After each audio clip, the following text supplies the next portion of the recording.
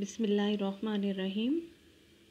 Dear students, आज का जो हमारा टॉपिक है आपका फ़िज़िक्स का, आज हम पढ़ेंगे फ़िज़िकल क्वांटिटीज़। ये आपका लेसन नंबर जो है टॉपिक के हिसाब से सेकंड लेसन होगा, वीडियो के हिसाब से ये जो होगा तीसरा लेसन हो जाएगा।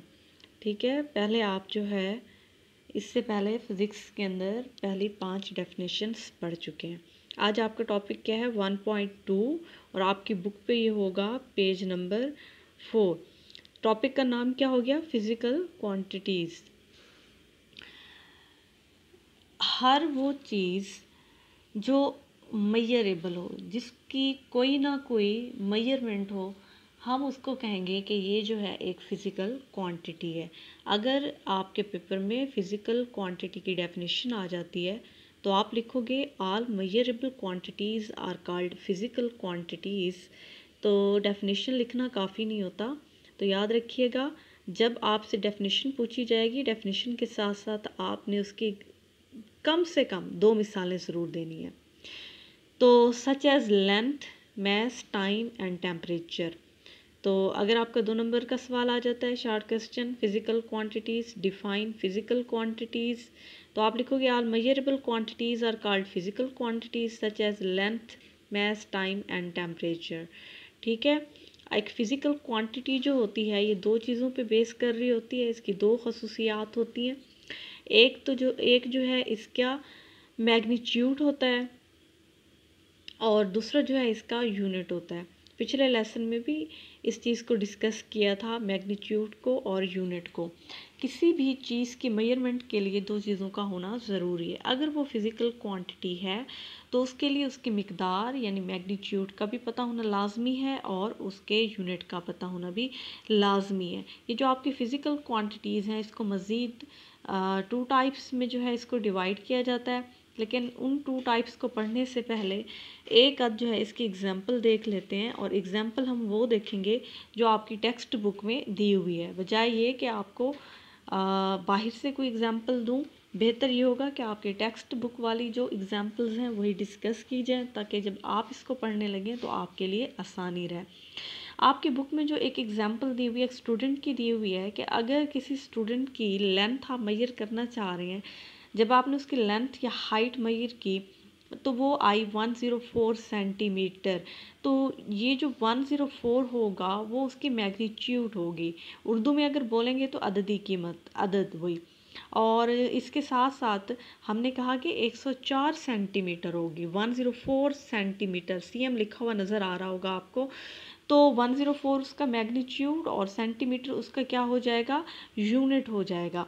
इसी तरह जब आप शॉप पे जाते हैं कोई चीज़ लेने के लिए, जैसे कि आपकी बुक में एग्जांपल दी हुई है शुगर की, तो दुकानदार जो होता है शॉपकीपर आपको 5 केजी या 5 किलोग्राम बोलता है। तो 5 जो होगा उसका न्यूमेरिकल नंबर होगा जिसको हम मैग्नीट्यूड बोलते हैं, और किलोग्राम जो होगा उसका यूनिट होगा। तो इस पूरे पैराग्राफ में से आपने सबसे पहले तो डेफिनेशन फिज़िकल क्वांटिटी और उसके एग्जांपल्स टेम्परेचर तक कर लेना है। उसके बाद आपने यहाँ पे इसको थोड़ा सा एक्सप्लेन कर देना है। एक आप यही स्टूडेंट वाली एग्जांपल दे दें और दूसरी जो है शुगर वाली एग्जांपल दे दें। अच्छा, अब हम जो आ जाते हैं फ़िज़िकल क्वांटिटीज़ की डिवीजन पे। इसकी मज़ीद 2 टाइप्स होती हैं। ठीक है, 2 टाइप्स कौन सी होगी? स्क्रीन पे आपको शो हो रहा होगा। एक इसकी जो है बेस क्वांटिटीज़ हो जाती हैं, दूसरी डिराइव्ड क्वांटिटीज़।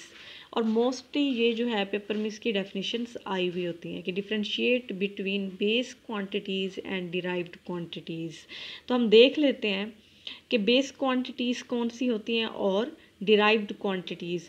अच्छा, आप ज़रा गौर करें तो बेस जो है, बेस का मतलब होता है बुनियाद, बुनियादी यानी ऐसी कोई मिकदारें होंगी जो बुनियादी तौर पर पाई जाती होंगी। और डिराइव्ड को अगर आप गौर से देखें तो डिराइव्ड का मतलब होता है अखज़ करना, माखूज़ यानी किसी चीज़ से निकाली हुई। बेस क्वांटिटीज़ बुनियाद पे, डिराइव्ड कहीं से अखज़ की गई, कहीं से निकाली गई। तो बेस क्वांटिटीज़ की डेफिनेशन जब हम पढ़ेंगे तो आपको साइड इंफॉर्मेशन पे आपको नज़र आ रहा होगा बॉक्सेस में, base quantities are the quantities on the basis of which other quantities are expressed.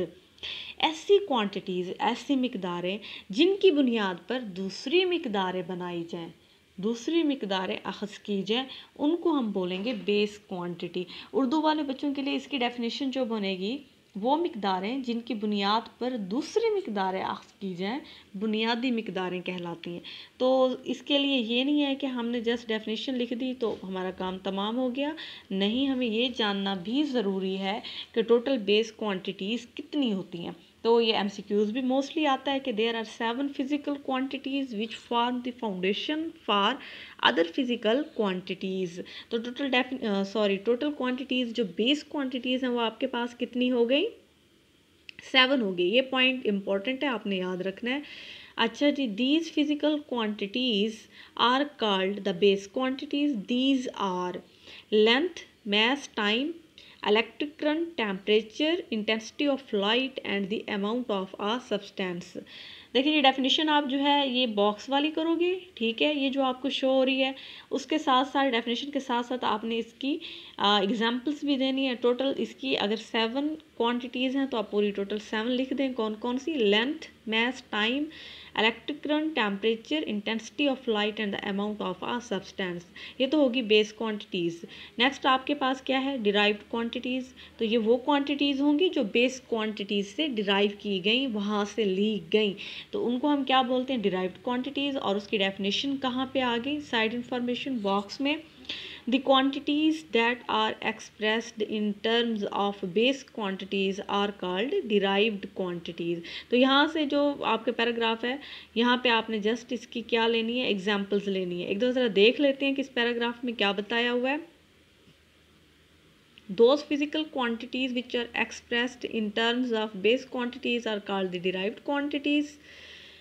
These include area, volume and force, work, energy, power, electric charge, electric potential, ETC।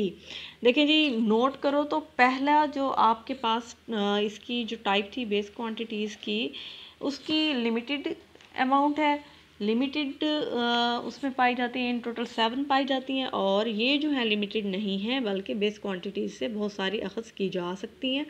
मिसाल के तौर पर अब यहाँ पे डेफिनेशन के बाद आप इसकी 3-4 एग्जांपल्स डाल दें। बेशक आप एरिया लिख दें, volume, speed, force, work, energy, power, electric charge, electric potential, ETC। यहाँ से आप 3-4 एग्जांपल्स डाल दें। ठीक है, आज के टॉपिक में हमने क्या क्या पढ़ा? एक ही टॉपिक पढ़ा, फिज़िकल क्वांटिटीज़, और वो टॉपिक नंबर क्या था? 1.2। फिज़िकल क्वांटिटी की डेफिनेशन आनी चाहिए और उसकी एग्जांपल्स आनी चाहिए और थोड़ा सा उसको एक्सप्लेन